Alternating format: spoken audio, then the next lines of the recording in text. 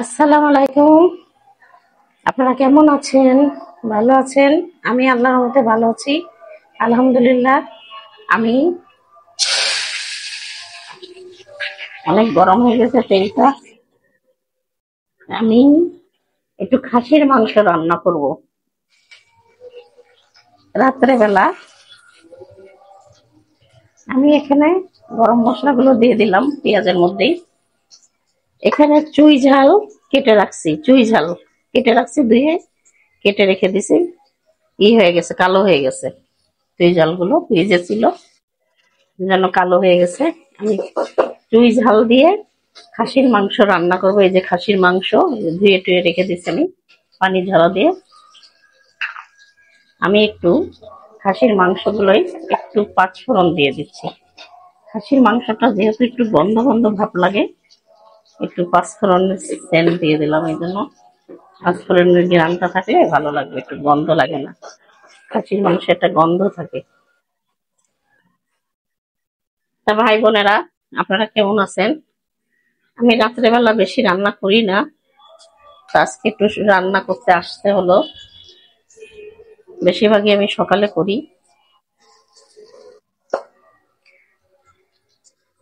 আমি দিয়ে দেব জিরার গুঁড়া,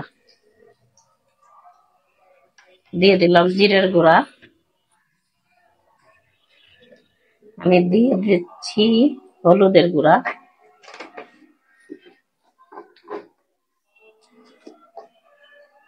দিয়ে দেবো একটু মরিচের গুঁড়া, দিয়ে দেবো একটু লবণ, দিয়ে দিলাম লবণ। আমি দিয়ে দিলাম আদা রসুন বাটা। এবার আমি একটু পানি দিয়ে দিচ্ছি মশলা কষানোর জন্য।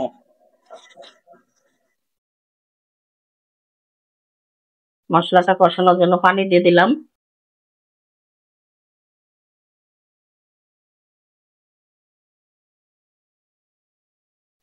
বাইরে একটু আওয়াজ হচ্ছে অনেক।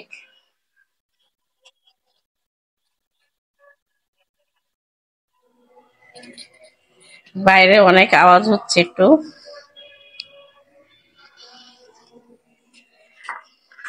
বাইরের শব্দ হয়তো আসতে পারে ঘরে। আমি কাঁচামরিচ দিয়ে দিলাম, লাল লাল কাঁচামরিচ গুলো, লাল লাল কাঁচামরিচ দিয়ে দিলাম মাংসটায়। মাংস মশলাটা একটু কষাচ্ছি, আর একটু কষাই। খাসির মাংস তো একটু না কষালে ভালো হবে না। খাসির মাংসের মধ্যে অনেক চর্বি। আমি চুই ঝালও দিয়ে দিই। এগুলো চুই ঝাল আমার ঘরে ছিল এতটুকু, এই জন্য আমি চুই ঝাল দিয়ে দিলাম। চুই ঝাল হয়তো আপনারা কেউ চিনেন, কেউ চিনেন না। মাংসের মধ্যে চুই ঝাল দিলে খুব ভালো লাগে। যশোর খুলনার বিখ্যাত একটা ঐতিহ্য জিনিস চুই ঝাল, তারা মাংসের মধ্যে দিবেই।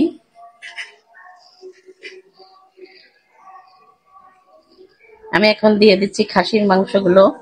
খাসির মাংসতে অনেক চর্বি, দিয়ে দিলাম খাসির মাংসগুলো।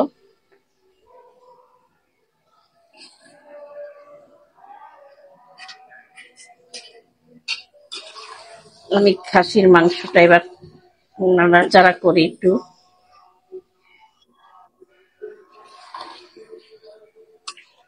চর্বি ছিল বলে আমি একটু তেল কম দিছি। অনেক চর্বি মাংসটার ভিতরে।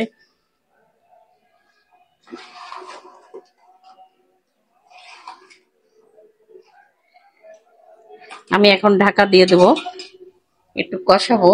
ঢাকা থাক দিব, ঢেকে দিলে একটু আস্তে আস্তে হতে থাক। আমি এখন ঢাকা দিয়ে দিলাম, একটু হতে থাকুক, পরে আসছি।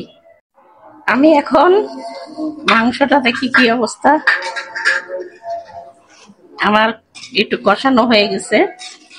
আমি এখন কি করব, প্রেসার কুকারে এটা ঢেলে দেবো।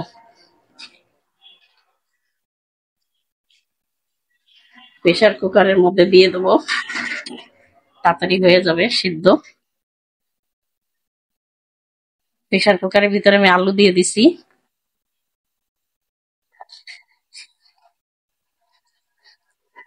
আমার সিলিন্ডার গ্যাস, সেজন্য আমি বেশিরভাগই মাংস টাংস প্রেসার কুকারে রান্না করি, ডাল টাল প্রেসার কুকারে সিদ্ধ করি, আলু ভর্তা করতে গেলে আলু সিদ্ধ প্রেসার কুকারে করি।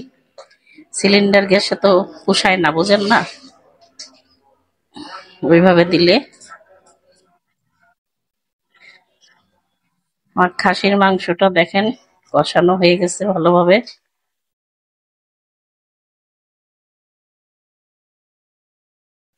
আমি লাল লাল কাঁচামরিচ দিয়ে দিয়েছিলাম, শুকনা মরিচের গুঁড়া কম দিছি। এখন আমি পানি দিয়ে হাঁড়িটা, পানি দিয়ে পড়ে গেল, পানি দিয়ে হাঁড়িটা ধুয়ে দিচ্ছি।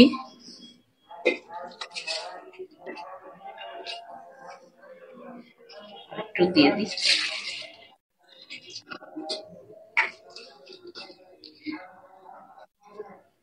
আমি দিয়ে দিলাম, আর পানি দেব না। এবার আমি ঢাকা দিয়ে রাখবো।